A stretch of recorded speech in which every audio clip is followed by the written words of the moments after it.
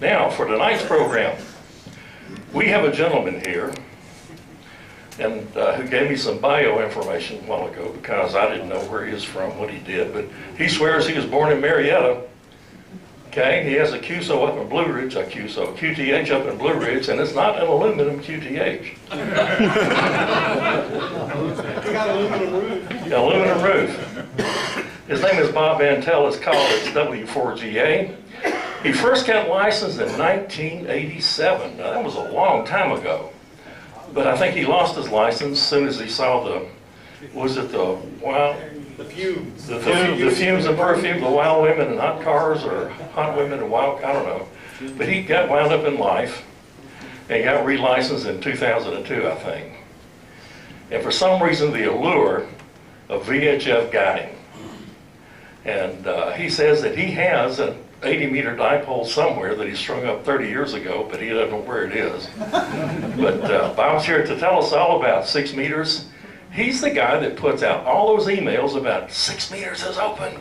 I worked another grid square. I worked Marietta on 6, actually. He's been doing a lot of 6-meter work, and he's here to specifically tell us about what's on 6 meters and what he can do and what we can do too, and I look forward to it. Bob?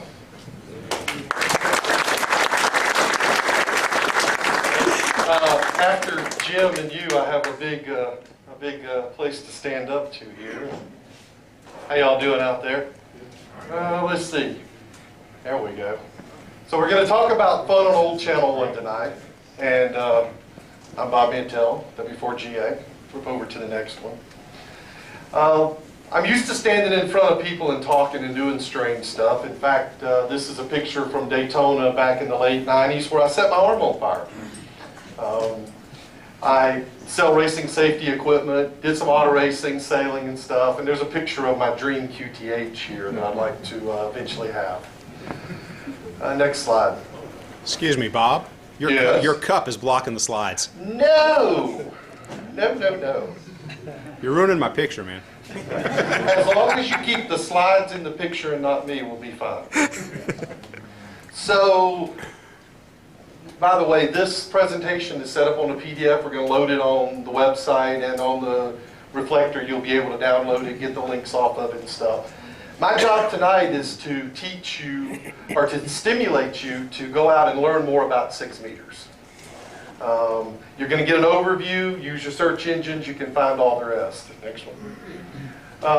Some terms and slang you'll need to know. I'm a 6-meter enthusiast, not an expert. Everybody knows what an expert is, right? X is a has-been, a spurt's a drip under pressure. There's probably a half a dozen people in here that are equally or more qualified to talk about 6 meters tonight than I am. And by the way, for the future presentation, only 20 days ago was I asked to do this, so I whipped all this up in 20 days. It's not that big a deal to do, and a lot of y'all have expertise, so a plug for Scott. On 6 meters, 125 is the referred to as 50.125. It's sort of the home base, place you want to look on sideband. We're going to talk about E's or E-skip, which is sporadic E-layer propagation. MS, you'll see that for meteor scatter, not the state, Mississippi. But I always look for MS because that's the only state in the continental that I'm missing on 6 meters. Rocks, rock burns, rock bumps, blue wizards, those are all meteor scatter terms. They'll come up from time to time. Again, the band is only dead if everybody's listening, nobody's calling. There's always somebody listening.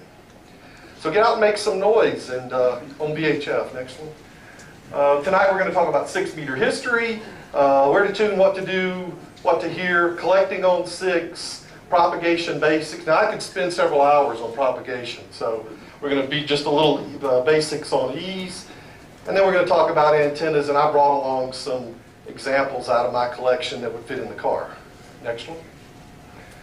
So how did we get on 6 meters? And I've included in this a little band guide on the side. Anybody know what year 6 meters was first allocated? We'll go to the next slide. June of '53. How about 1946? So this tells you how channel 1 was moved around. The most important thing to know, from 1941 to 1946, 50 to 56 megahertz. I'm sure it was megacycles back then, but megahertz, what we call it nowadays, was Channel 1 TV. And there's some information there. Y'all can read it. It's nothing really critical. The next slide talks about the 5-meter band. And we had 5 meters before. We had 6 meters. In March 1st of 46, we got the 6-meter band. I thought I'd found a picture of QO having a QSO with his buddies, but the tag was wrong on there. Next one. So what I need to do to get on 6-meter sideband. So real quick, show of hands. Everybody who's made a 6-meter contact on CW or sideband in the last 2 years. Not too bad. So most of you probably won't learn anything tonight. But the rest of you, hopefully you'll get on the air and join the rest of them. Most current HF rigs have 6 meters in it. Is there anybody in here that doesn't have a 6-meter radio that'll talk on 6-meter sideband or CW? So, not too bad. And probably most of y'all are relatively new. So, all right. Half-wave dipole. A dipole is huge on this band. There's one laying right here on this table. The driven element laying over there, the driven element laying over there is out of a 6-meter antenna project. And again, you know, just under 9 feet or right at 9 feet, depending on what kind of material you're using, is your dipole. No excuse not to put one of those up. Antennas are easy to build, easy to put up. 3-element Yagi, 100 watts, lots of fun on the E's when they happen. And you only need to be 18 to 25 feet up. This is a picture of my little raggedy 5-element antenna. 12-foot boom, it's up 25 feet. You'll note it's being turned with a little $59 TV antenna. Little frequency chart for later. You can go to the next slide, Joe. So what are the modes? Where's the action? What's the band plan? The band's 50 to 54. The beacon subband is from 60 to 80. One thing that's important to know, from 50 to 50.100 is CW only. No digital, nothing. CW only. The DX window starts at 100, 125. DX calling 110, sideband. The digital activity tends to happen in the 240, 270 range, but they'll also drift down to 190 occasionally. AM calling at 400, and above 51.1, I don't really know. There's something up there, but nobody uses it hardly. Hey, that button's on the bottom of the microphone. Digital mode is gaining popularity.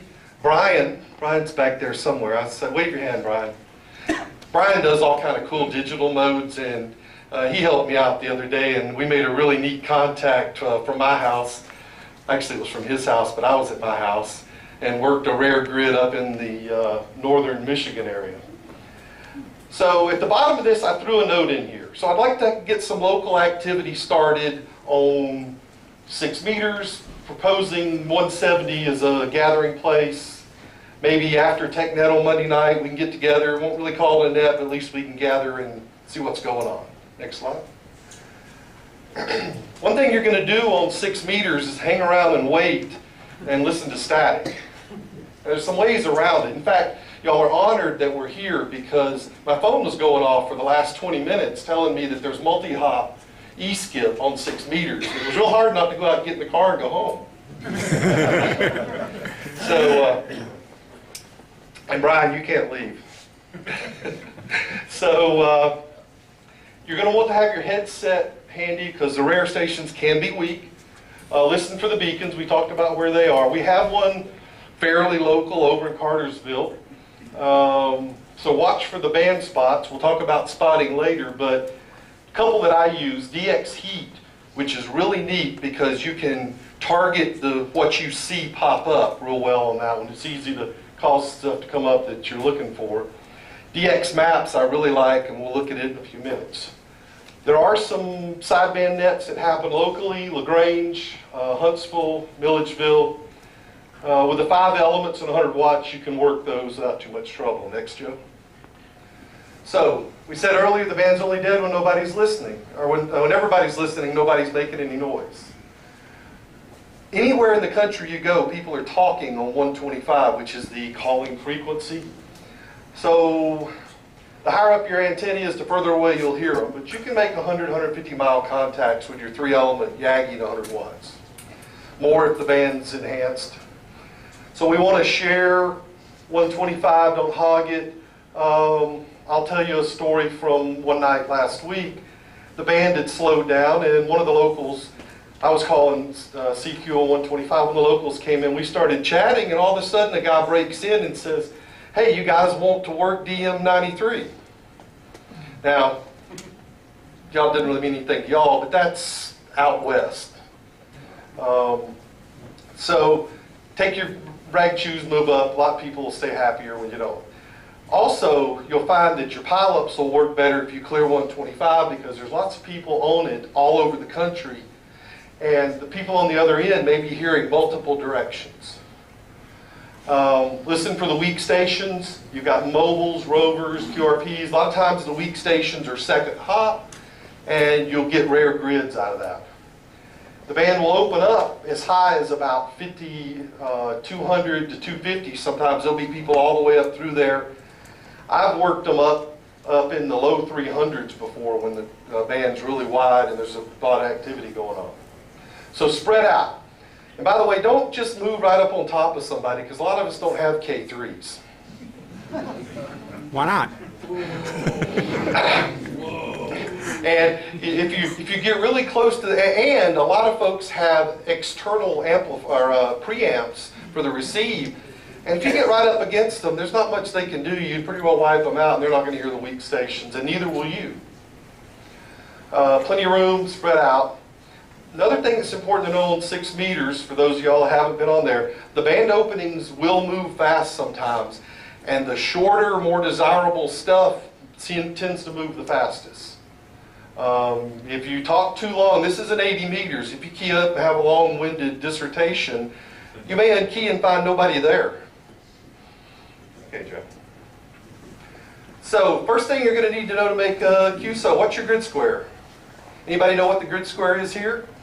EM74. Easy enough. I put a link to where you can look it up if you don't know. There's a breakdown of how it works. Really all you need to know are the first two. The rest of the stuff, it's cool how it works and what it means, but for the purposes of this, it really doesn't matter. Next slide. This is a grid map. Shows all the grids in the United States. And we're over here, about this spot right here.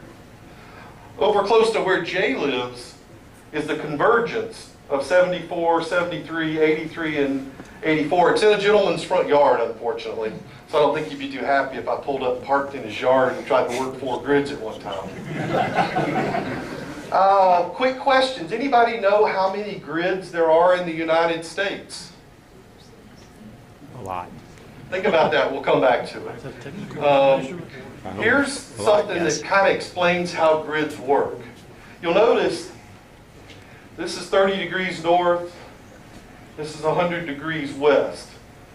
And this is the convergence of DM, EM, I covered it up, DL, and EL. A while ago I got an email that said somebody right about here was spotted from our direction, by the way. But what's interesting is every time you get to one of these convergences, you'll have the same square numbers, 0, 09, 99, and 90 will be all in one place together.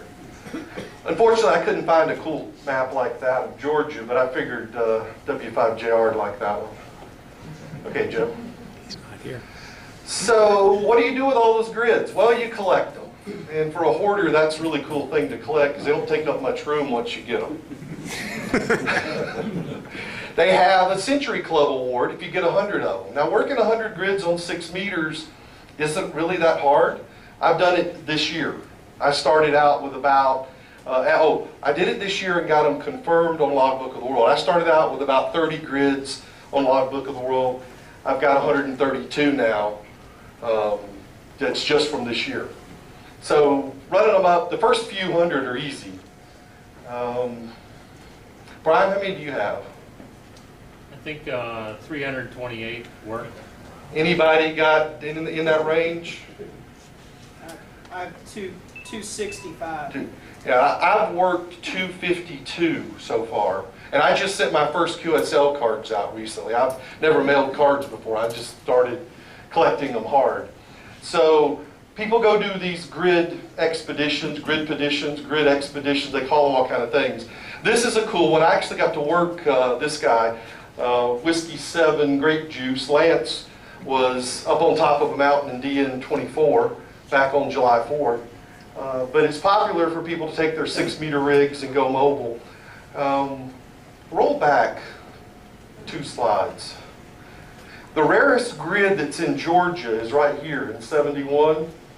And I'd like to go work during the Georgia QSO party, go down into that grid and see if we can't find a county and a grid spot that'd be good to work. So there's people looking for 71. All right, so.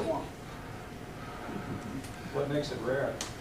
Nobody lives there that works 6 meters. That's generally what makes them rare. And we're going to get to a map where it shows what's desirable and what's not. And you'll see out in the middle of nowhere, here's a grid nobody wants. Well, it's because somebody has a big station and lives there, and they worked everybody. One more. So this is a pretty serious rover setup with a 6-meter and a six element 6-meter. But I guess they don't have too many trees in the desert to hit the elements. All right, next one. I sent out an email to some of the 6-meter groups, told them I was doing this, and I wanted some pictures of old Yaggies and stuff like that. And this picture came back from Jim, K5DN, and he says they were out fox hunting. I'm not really sure if that meant they were looking for girls or transmitters. Next one, please. All right, so we talked about some basics of 6 meters. The wards we touched on a little bit. You can actually get a DXCC, 100 on there. Anybody in here have one on 6 meters by chance? Anybody got over 50 confirmed in 6 meters? I've worked 20. I've converted about 12 of them. Worked all states. Worked all states is impressive to do, sort of. It's easy to work the first 48. I've worked 47 states this year on 6 meters since I got back on the air in late March. Was there at the right times, got lucky. I'm missing Mississippi. I've heard Mississippi several times. I've never heard Alaska or Hawaii on 6 meters in the 6 years off and on that I've been on 6 meters, ever. So I don't know, those are going to be dream contacts or EME or something. The VUCC, which is the VHF, UHF Century Club Award here, I faked one up with your call on it. A while ago we talked about the 488 grids that are in the United States. Fred Fish worked them all. He was the first one to do it, so we have the Fred Fish Memorial Award. That's a mouthful. Say that fast 3 times. Fred Fish Memorial Award. So Fred was a big-time enthusiast who was the first one to work and confirm all the grids. Now, the story that I've read a couple of times is one day, I think it was about 95, Fred got on the groups and sent out an email and said, hey, I worked all 480 grids in the United States and got them confirmed. Everybody says, well, that's cool, Fred. A few weeks later, a group of them came back and said, Fred, we've decided that there's actually 488. About a week later, Fred says, well, you know what? I've worked those other 8 too. So unfortunately, Fred passed away. But they came out with an award. They gave the first one to his wife. And since then, there's been 4 other amateurs who have worked all 488 grids. There is a 6th one who's worked it, but through an interesting group of politics and things, he's not going to apply for it. And Fred was from New Mexico, right? I believe so. New Mexico or Texas, West Texas, somewhere over there. New Mexico, yeah. Which seems like unusual to do this for. Yeah, it was very impressive. Well, And Fred did it mostly before all of the fancy stuff that we got to help us. You know, Fred wouldn't get emails to tell him that the band's open in the direction he needs to contact. Or that all the HF rigs had 6 meters. All that, yeah, there wasn't as many people on the air. There were 2-meter or channel 2 transmitters all over the country. So, and I don't know, maybe Jim or some of the guys that have been on for a while can tell us how bad it was on 2 meter or 6 meters here before channel 2 went away. Did you get interference from channel 2? Bob, What? you did all this on AM. Okay. Yeah, you didn't have single sideband back when he was around. So even better. Impressive. It's very impressive accomplishment, and they give out a very nice award for it. Doing it now with moon bounce and all the people out working the grids and all, it's still impressive, but not like what Fred did. All right, next slide. So this is one of the rare grids, and I pointed a while ago. If you look at the chart down the side, you've got red, and the colors tell you what's rare. Well, look where all the people live. Look right here. Lots of 6-meter activity right here. Well, it's good hill country, and it's a good place to be on 6 meters. You'll notice down here that EM71 is an orange, and next to it 61, which is a swamp in Alabama, is fairly desirable. There's also a place out here on FM 13 that's nearby, that's the Outer Banks. Piece of that. It's mostly a water grid. So let's see if I can find, I believe, and I think that Lance lives in 44 up here. It's either 44 or 34, I forget. Do you know, Brian? I think it is 44. 44, I think that's the grid. He has a huge array, he does moon bounce, and he lives in 44. So that's why that grid in the middle of nowhere is a black one. All right, any questions on grids or anything we've covered up until this point? Y'all are easy. All right, what's next? Types of propagation. Well, I'm making pretty good progress, so maybe we'll talk some more about some of these. If you ask somebody who doesn't know, 6 meters is line of sight. And everybody that's laughing knows better. There are all sorts of things that happen on 6 meters that cause it to be the magic band. Primarily is a mixture of all of these different propagations come together and allow you to have some really cool contacts. So we have tropo things, tropospheric enhancement. The other morning, I guess it was Sunday. Sunday morning, all of a sudden, everything to the south was big and loud. The guys in Tallahassee that I normally work right above the noise were S4, S5, S6. You could work, I didn't find anybody further south than Tallahassee or Gainesville, but I'm sure the band was open even further down. There just wasn't anybody pointing up at us. There's tropospheric ducting, which doesn't happen as much as people get on the radio and talk about it. It's generally just an enhancement more than a true ducting activity. The troposcatter, a combination of troposcatter and ion scatter is pretty much always around. I read the other day that if you need to make a 300-mile contact on 6 meters, if you point your antennas at each other and start calling, sooner or later you'll hear each other. Meteor scatter. And this is an example of what happened. Sunday afternoon in the contest last week, all the big stations were still calling. And periodically they'd just pop up out of the noise. And those were the rock burns coming through for the meteor scatter. And you get a long one come through periodically, because, well, we'll stop a second. And I'm not 100% expert on all propagation, but a meteor scatter is an ionization of the E level. We're going to talk about E in a minute, but that's, you get a small E cloud effectively that makes that happen. Sporadic E we're going to talk at length about next. F2, wow. I've never been able to do any F2 6 meter. I'm sure there's some guys here that have, and that's got to be a hoot. So field aligned irregularities happen after a big E opening. We'll talk about that again in a few minutes. Transequatorial propagation is across the board, or across the equator, lets you work South America on 6 meters, and if you're lucky and you get some TMP and some sporadic E mixed together, we'll get some of that and maybe even further up into the north. And of course there's EME, which requires a quiet location, a lot of power, and a big antenna for the most part, although you can work the big guys with a more moderate station.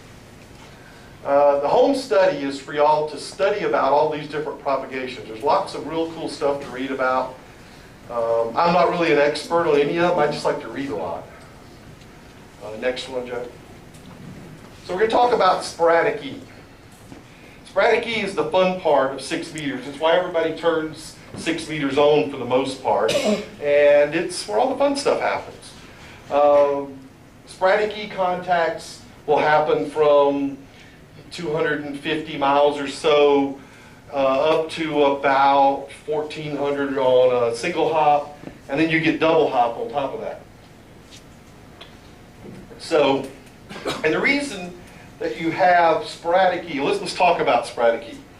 F layer. F layer, when the F layer is ionized, it's ionized over a big wide area. In sporadic E, they talk about clouds. You have pockets of ionization in various places, and if the right one combination of where you're at and the ionization and the MUF is right, your signal's reflected and it comes down somewhere else. Well, the clouds are always moving. That's why the band changes. The reason that the 1100 to 1350 range is most common is that when the clouds first meet or hit 50 megahertz of MUF is when is the most common place to talk. So they first get there and you have angles off of it. And of course you can have double hop out to longer distances and even into Europe and pretty much around the world. There's some pretty impressive E-skip things that go on. The E-skip season happens twice a year around the solstice. The summer solstice season, which we're right in the middle of, is the biggest one. We're starting to see some decline in it. There hadn't been quite as much activity in the last week as there was. It's on the downslide. There's also one around Christmas, December, January. Usually there's, during that Christmas, 2 weeks at Christmas and New Year's, there's some 6 meter activity get to work. That's always fun. So this happens every year, by the way. We don't need no stinking sunspots. And in fact, as the sunspots fall off, the E-skip tends to work a little better. Now, E-skip was first discovered back when the 5 meter band started making contacts at impossible distances. And I heard rumor that W4GA was one of the ones that discovered that. He's asleep over there. Sporadic E openings. They don't last very long, generally. They can last for a long period of time. There's a great article by Whiskey 3 Echo Papa that you can look up that talks about sporadic E in way more detail than that. But the one thing that's important and I find fascinating, nobody really knows why they happen. They understand the mechanics of it and how it works and all that, but nobody really knows why it happens, because they can happen any time of the year. As from hanging out on 10 meters and 6 meters, I can tell you that it's not uncommon to get them in October. And that doesn't follow the season at all. Okay, Jeff. So how do we know when the E's are running? Well, and I just got 2 or 3 of these. When I was turning my ringer off, I saw there was some fresh ones. I've got it set up on DX Maps, and that's what this is with all the lines on it, to send me an email that tells me that, hey, there's potential sporadic E from Echo Mike 74 on 6 meters. You can set it for 2 or whatever else. I've got a 2 meter alert also.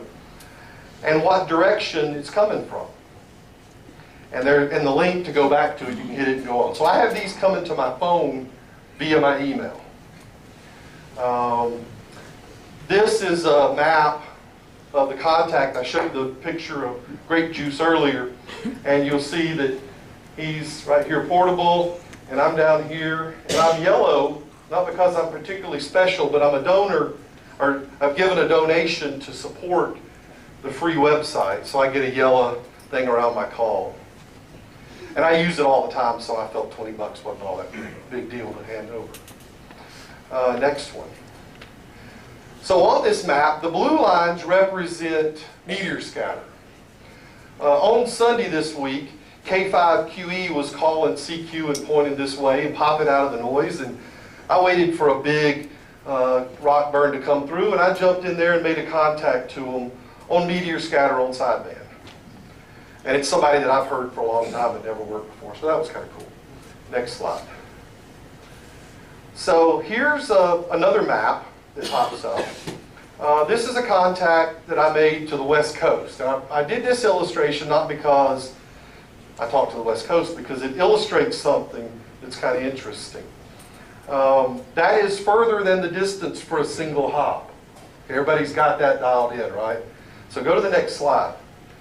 One of the things you can get on DX maps is an MUF map. And these little numbers right here represent what the map thinks is the maximum usable frequency. I'll tell you from experience that the numbers aren't quite right. And this one points it out because with a maximum usable frequency they listed of 27, I made a contact from Georgia to there. And you can look at the mechanics of it. Because they're both about the same level, this was a pretty even hop to the West Coast. But it's special to talk to the West Coast. They're generally not as strong as the first hop people. Any questions? E-skip, double hop, anything? Yes, sir. How do you know when it's a meteor skip? It'll be, somebody will appear out of nowhere and disappear almost instantly. Sometimes mid-sentence. Yeah, I mean, if it lasts 30 seconds, it's special. It's a blue wizard. But generally, you'll hear C4, or, K4. It's just, you'll hear just part of it generally. One of my buddies calls it popcorn DX. They just pop up, it just pops up out of there. And those are the rocks burning. The better your antenna is, the more of that you'll hear.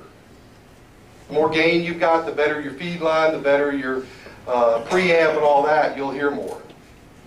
The digital folks use that to make contacts. That's how they do all the digital meteor scatters. They use those ionized moments stacked together and make contacts. That's something that, yes? What's the farthest you've made a contact?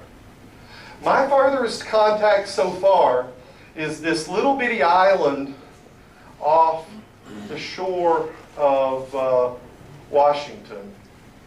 And that one was pretty cool. I did that earlier this year. I've also worked most of the islands down in here and a couple of people up in this area. But I haven't been able to get in on any of the stuff to Europe. Most of that happens on CW, and unfortunately I'm a little dyslexic, and CW stands for can't work right now. Next slide. So while we're talking about the little muff thing, because one of the things that's important, go back one for a second. One of the things that's important here, what I knew, I saw this pop up, and I said, okay, I want to point west. Because if anything's going to happen, it's going to happen west. So go to the next slide forward. So this is a opening, it's Friday, and you notice the date at the top. This is the Friday before field day. And it was rocking. You can see that the VE2 is working the West Coast. We're working the West Coast. People in Florida, you got, in fact, one of the locals was the C4 down there was one of the locals that was on the expedition. And it was just a pretty good opening. So roll forward. This is the picture of the clouds that day. And it's pretty clear. You could see that everybody, except for the people under the clouds, have a pretty good combination. and why we were getting double hopped to the West Coast. Questions on the EMAP, clouds, any of that? Yes, sir. I'm not sure I follow your last comment about except for people under. Okay. Those points are used as a hot point? Well, if you're, and it's probably not totally true, if you were, let me see if I can find a good spot. Actually, there's not really. If you were under this cloud, you're not going to get any benefit from it. But in this case, you might, although there's no water, there's a water over there. There's, you've got a certain distance. At this muff level, you're going to work 1,000 miles or so. So if you're under the cloud, you don't get the angle of it. But in this case, they're spread out enough. That's why it was lit up all over the map, is because very few people were missing out on it. The cloud needs to be between you and the station you're working. Right, it's the middle. Think about skipping it off a pond and over to the other side, and the cloud is in the middle, and you want to skip it off the cloud in the middle to get there. And honestly, this is way more than you need to know to work 6 meters, but I think it's really cool. Because, yes, sir? Bob, when there's nothing happening, what direction? I assume you're listening on 125. Where do you point your beam? Me personally, okay, I've looked at the horizon, and I know that for me, going west, I have the clearest shot. And I want to work Mississippi. So if there's nothing going on, there's no clouds to point at. Now, if I turn the radio on this day, and the first thing that I would notice, and I had it on here, you could hear it. We were under a cloud. The radio sounds different if you're under a cloud. There's a very distinct, the static sounds different. It's a different sound. Anybody else heard that, understand what I'm talking about? I'm just crazy. You're just crazy. Okay. We'll take it either way. So, I may have, but I didn't understand what I was hearing. I just knew that it could have been some other it sounds different. It's just there's a different sound. If you start looking at this map, you'll note that the radio sounds different. What's going on? And generally, you'll be under a cloud. And you're not making any contacts because you're under it. Okay, Joe. So, Sunday afternoon. Anybody who was around 6 meters Sunday afternoon of field day? Y'all, anybody? It was rocking. It was beautiful. It was outstanding. It didn't get spotted to the level because field day was going on and people weren't spotting each other. 6 meter folks spot each other like crazy. But for the purposes of field day, it wasn't going on because it's not really legal. It wasn't there. So the map doesn't look all that impressive. But let's look at the muff map. It doesn't get much better than that, folks. That's just the Holy Grail. Like I said, that's when I flipped over and saw that, I was like, holy crap. And everybody understands why that's special, right? Okay, Sure, so I've done my job tonight. Everybody understands the muff clouds. Nobody can hear anybody because you're all under a cloud. That's right.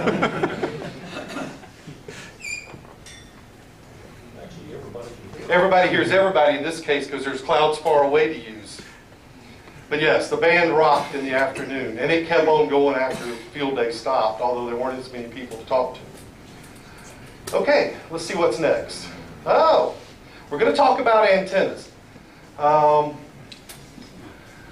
Everybody that's got 6 meters on their radio and has a 40 or 15 meter antenna in the yard can probably talk on 6 meters in the next opening. For about a year and a half, I used my 40 meter ground plane, which is a 40 meter quarter wave or a 15 meter 3/4 wave wire ground plane, to work 6 meters in the openings. Again, dipoles are less than 10 feet long. You can do ham sticks. If you want a quickie way to get on the air. I built this thing for fun. That's inverted L. I actually built it for 6 meters FM, so that when the propagation shifted, or if somebody was vertical or horizontal, they come in both ways. There's a loop, the hentenna, the moxon, small Yaggies, big Yaggies. we'll flip through some photos here for a minute and look at some stuff. Oh, by the way, go ahead to the next one. So there's links to some of this stuff that make it easy. The antenna is one I've never built, but it looks like it'd be really cool. The Japanese love this antenna. They have them everywhere. The copper squalo, I have one of these. Fred apparently has the jig for that, or had it. Yeah. Still do. They still do? There was a group build at one time or something? Yeah, over at Mac's house. Yeah. So copper's a little more expensive than it used to be, so I don't know how practical those are, but they're cool little antennas. You stack a couple of them, get some gain, they're really good. If you don't have, and you can put them in your attic if you're HOA limited. Now, I've put my copper one down. I'm building a pair of these lawn chair ones out of recycled lawn chair parts. And I've been gathering up lawn chairs for a couple of years. So every time my neighbors throw out their aluminum lawn chairs, I haul them home for my aluminum collection. The other one that there's not a picture of because I couldn't really find one, but there's a great link. And this is a Civic antenna. I love his stuff. And it's a 6-meter quad turnstile. It's a pair of 6-meter quads. And I thought it'd be a great antenna because even once you get a really big Yagi that's tends to work in one direction better than anywhere else, having an omnidirectional could be handy because stuff will come from everywhere. So let's go to the next slide. The Moxon, I have one of these. In fact, it's right here. This little bad boy, and you see, it's essentially a 2-element Yagi. I don't know if y'all are familiar with Moxon design. Rovers use these on their cars a lot. This was my Rover antenna at one time, and you'd be amazed what you can do with a little 2-element Moxon. Is it horizontal or vertical? It is a horizontal antenna, or it's supposed to be. I think I got it upside down. But almost everything serious on 6 meters is done horizontal, particularly the weak signal. The other one I stumbled across in my travels that I wasn't familiar with, but I think it'd make a cool antenna, is this 3-element hex beam. So it's got a driven element across the middle and a reflector and a director on a wire. And think about it, it's only going to be 9.5 feet or so across there. And if you played with the angles of these, the whole thing would be less than 8 feet wide. You could even use that as a rover style or a portable antenna. So anyway, I saw that. I like to build antennas. That looked like something fun. I blocked the picture again. So let's move on to folks that got a bunch of bucks laying around. Next slide. So, the Yagi on, everybody got that right? I already grown, so I don't have to back up. It worked better the first time than the second. Keep going. Keep going.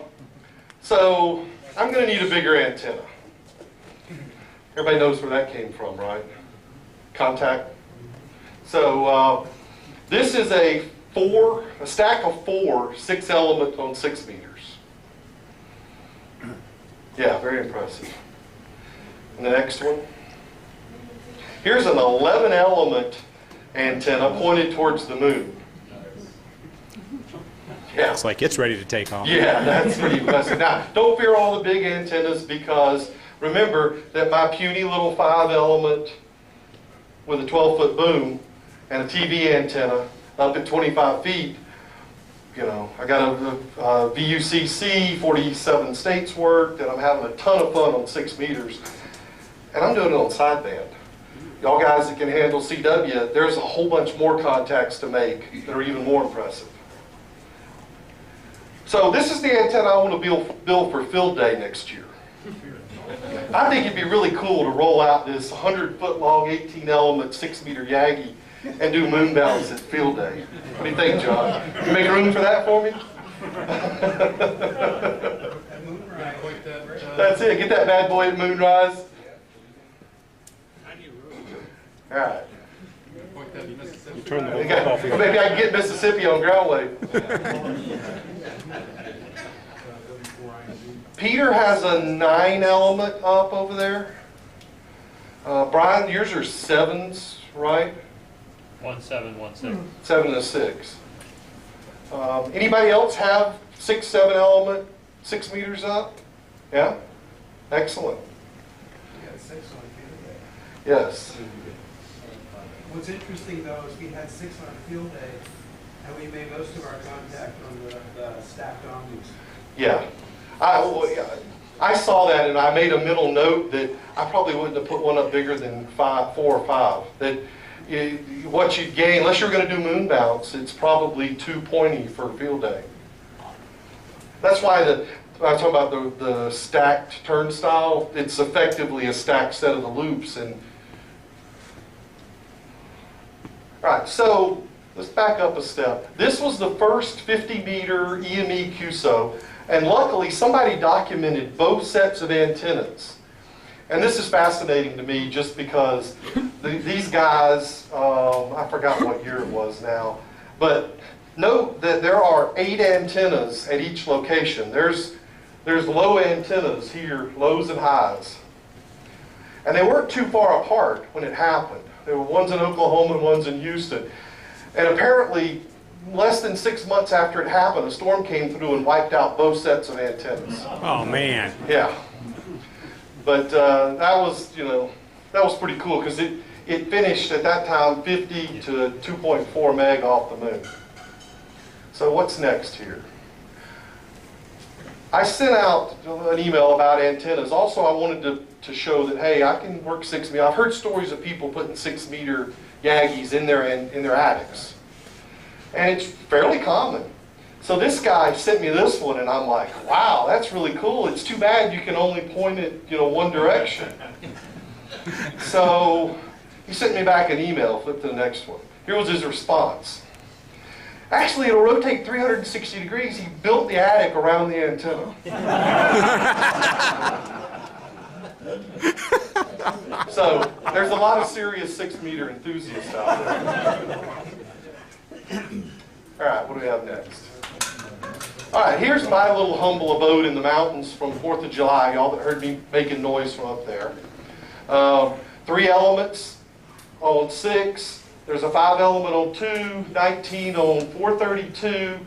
The digital TV antenna, which is really cool. I can pick up Atlanta, Chattanooga, Knoxville, and South Carolina all off of that antenna. And there's a J-pole sticking out the top. That's my my temporary setup. Hopefully I'll get some bigger antennas up there eventually. So that's it. Y'all go out and make some noise. The presentation will be online to look at. There's some more stuff down below that you can read. It's my notes. There's a bunch of links.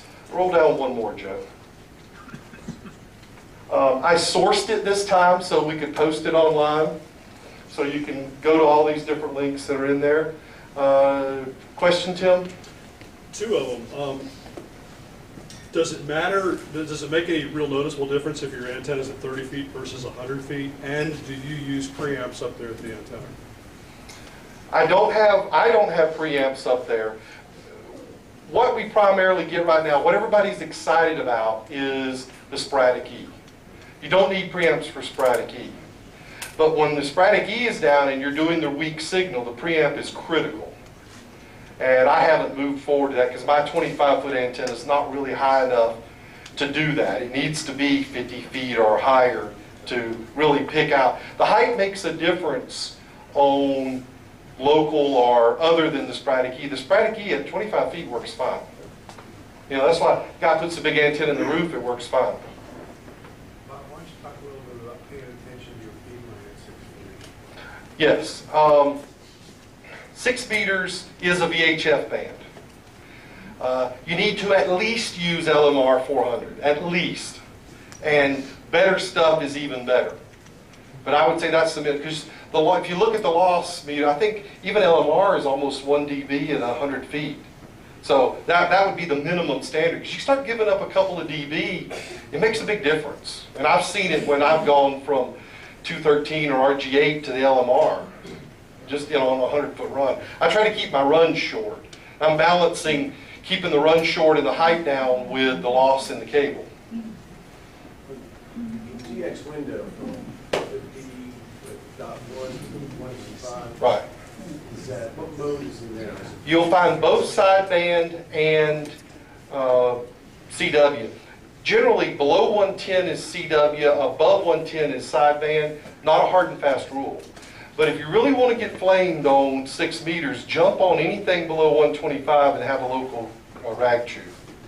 Periodically, some folks will be there who don't know, and they'll get spotted all over the place about how foolish they are. Other questions? Yes, sir. Yeah, what are you using for the texting of the sporadic reopenings? What application are you using to get the text messages and sporadic reopenings? Oh, I'm using the DX Maps. You go into it and you can fill out, and I'm not getting text, I'm getting emails for the openings.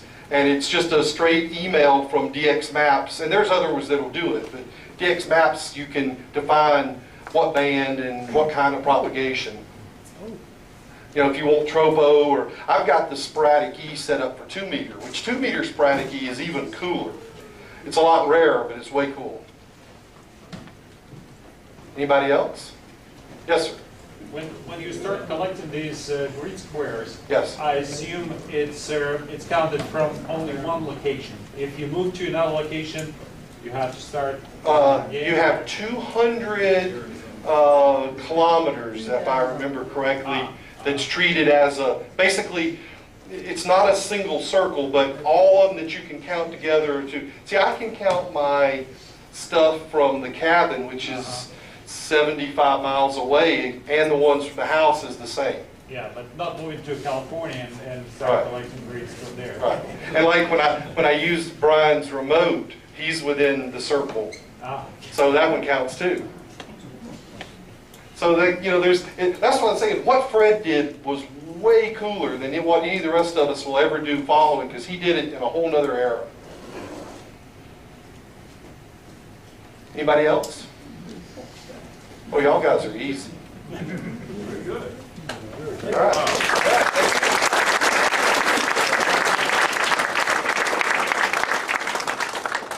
You know, that was a great presentation. When I was a kid in Memphis, Tennessee, we did not have a Channel 2, but every high school kid had a Heathkit 6er. And you could run around all over the place having AM QSOs on 6 meters. It was great. And I'll never forget those days.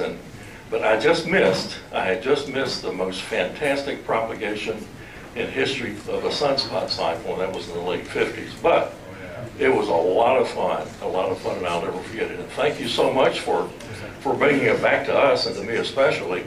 And now I've really got to get on 6 meters.